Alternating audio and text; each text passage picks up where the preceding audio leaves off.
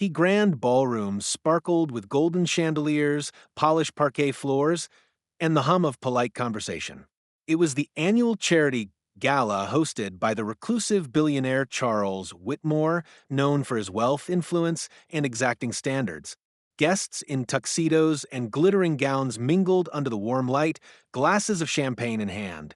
In the midst of the opulence sat Daniel, Charles's 8-year-old son, in his custom wheelchair. Daniel was born with a physical disability that limited his mobility, and while he was adored by his father, Charles often sheltered him, fearing the cruelty of the world. Charles believed in control. Everything from the guest list to the seating arrangement was planned with military precision.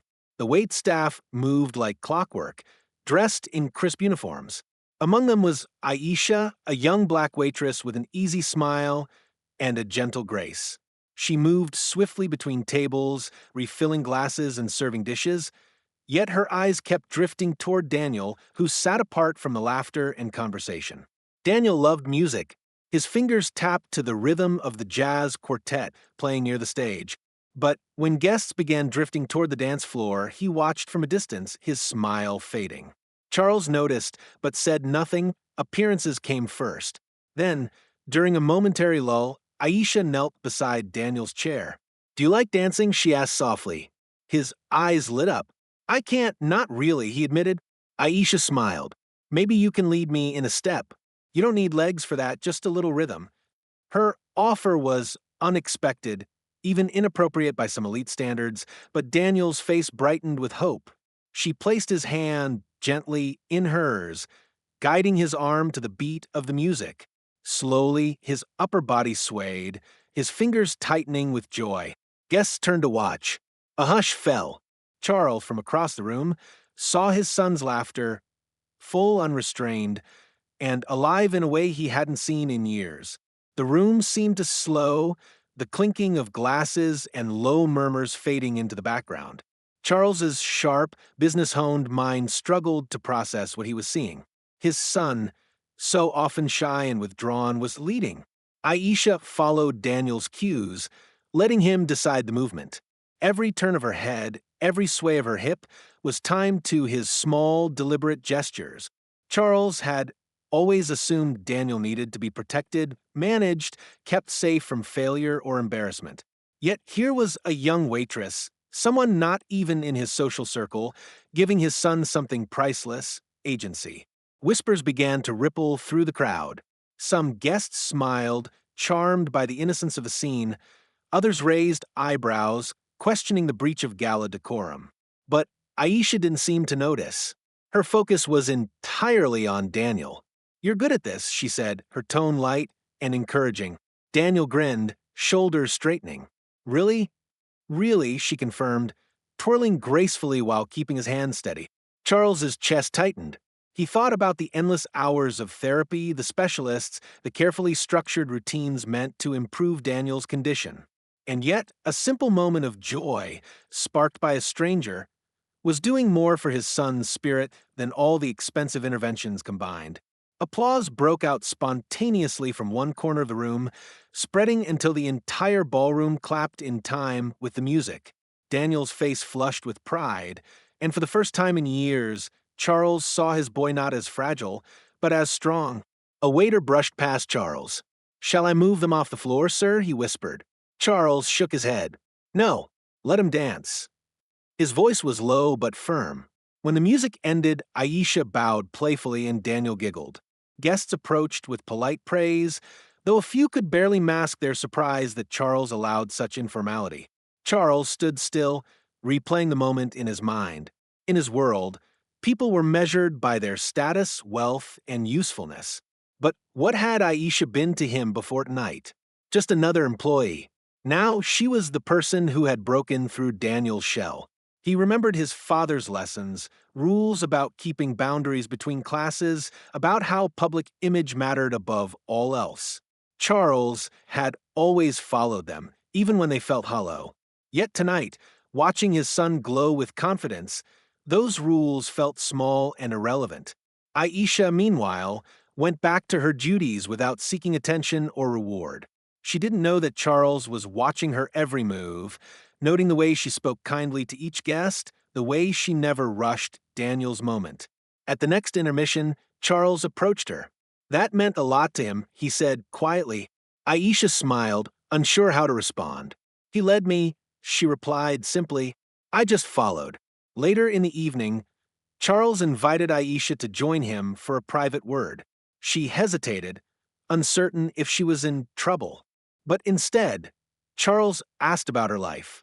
She told him she was studying physical therapy at night school, working here to pay tuition. Charles was struck by the coincidence, someone who understood the importance of movement, of independence, crossing paths with his son. Would you be willing to spend some time with Daniel? He asked. Not as staff, just as a friend. Aisha agreed without hesitation. The Whitmore estate, with its manicured lawns and marble halls, had always felt cold to Daniel. Despite the expensive toys and custom-designed bedroom, it lacked warmth. That changed the first Saturday Aisha visited. She arrived without fanfare, wearing casual clothes instead of her waitress uniform, carrying a tote bag filled with paints, brushes, and a portable speaker. Daniel was surprised. You brought music? He asked. Of course, Aisha said with a grin. Dancing isn't just for ballrooms. She placed the speaker on his desk and turned on a soft, upbeat tune. Then she set out the paints. We'll warm up with colors, she said. They painted side by side. Daniel's brush strokes tentative at first, then bolder as Aisha encouraged him. There's no wrong way to paint, she reminded him. Just your way. By the time they finished, his wheelchair tray was covered in streaks of blue and yellow, forming a messy but joyful landscape. Afterward, she played music and invited him to move his upper body in rhythm. Feel the beat, she said, swaying gently. Daniel mimicked her movements, laughing when his timing was off. Perfect, she praised, because it's yours. Charles stood in the doorway, unnoticed. He saw his son's unguarded joy, the sparkle in his eyes, the natural confidence growing in each movement. It was the kind of change that therapy sessions, expensive specialists, and rigid schedules had failed to bring. Over the next weeks, Aisha introduced small challenges, tossing a ball back and forth, rolling to music, even leading her in short, improvised chair dances. Each activity built Daniel's strength and, more importantly, his belief in himself. The staff noticed the difference too. Daniel was no longer reluctant to come to the dining table or meet guests. He spoke more, smiled more, and even teased the butler once, something unheard of before. Charles began clearing his schedule to be home when Aisha visited. Sometimes he joined in, awkwardly at first, then more freely. Other times, he simply watched, absorbing the fact that his son was blossoming because one woman had dared to treat him as capable instead of fragile. The walls of the estate still gleamed, but now there was warmth, genuine warmth, that money alone had never been able to buy. Change was never easy in Charles Whitmore's world. His life was built on carefully managed appearances, and those appearances had rules. The first whispers started with his sister, Eleanor, who had always been fiercely protective of the Whitmore name.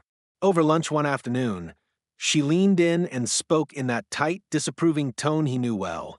Charles, you're allowing too much familiarity, she said, inviting a waitress into the home as though she were a friend. It's not how things are done. It's how I'm doing them, Charles replied flatly, but she didn't back down. By the following week, the murmurs had reached his business associates. At a board dinner, a long-time partner pulled him aside. Look, Whitmore, he began in a lowered voice, you know I respect you. But the optics of, well, her being here so often, people will talk. They already are, Charles said, unshaken, and I don't care. What they didn't understand, and perhaps never would, was that Daniel had been transformed. The boy who once avoided eye contact now greeted guests with a smile. He asked questions, initiated conversation, and even suggested ideas for the estate garden. But the more Daniel thrived, the more the old guard pushed back. Some accused Aisha of overstepping her place. Others hinted she might be using the situation for personal gain. Charles bristled at their insinuations, But he kept his temper in check. One evening, a particularly blunt associate remarked at a private gathering, "It's a nice charity project you've taken on, Charles, but don't confuse it with family." That was the moment something inside Charles shifted. He realized these people valued etiquette over humanity, image over joy. And for the first time, he questioned whether these were the people he wanted in his inner circle at all. Aisha, for her part, ignored the politics. She continued showing up for Daniel, never asking for favors, never overstepping. She came to help him paint, dance, and dream bigger than the limits the world had set for him. When Charles overheard Daniel one afternoon telling Aisha, "You're my best friend," he knew the truth. This friendship mattered more than the approval of society, and he decided he would protect it, no matter the cost. Spring sunlight spilled into the Whitmore Estate sunroom, where Daniel sat in his wheelchair, grinning. Aisha had brought her phone, its camera already recording. "Okay," she said playfully, "today you're the choreographer." Daniel hesitated. "Me? Who else?" she teased. She played a light jazz track and let him lead. He moved his arms in sweeping motions, guiding her steps.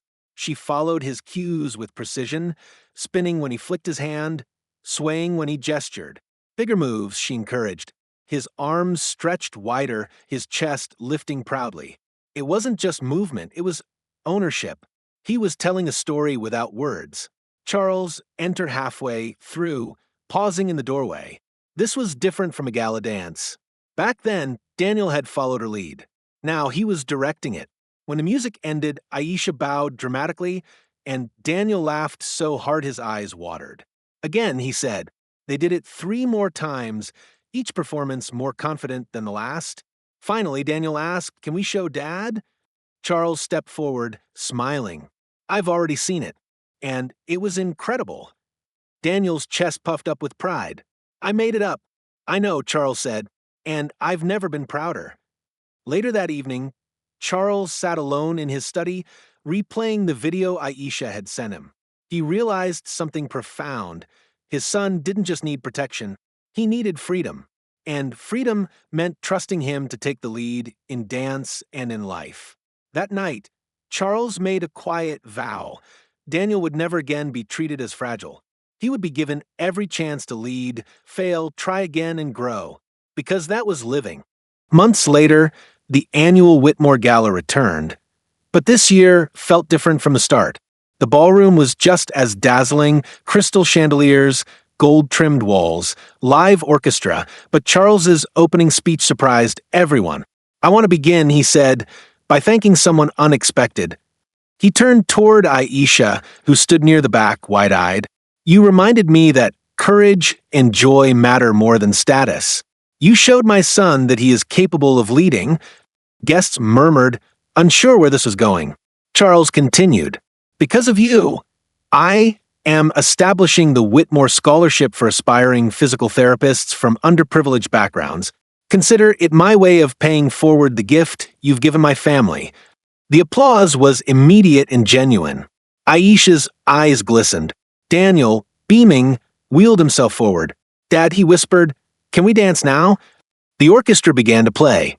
Daniel took Aisha's hand and led her into the center of the floor. Guests formed a circle, watching as the boy who once sat quietly at the edge of life now commanded the room with confidence. Charles didn't care who whispered or judged.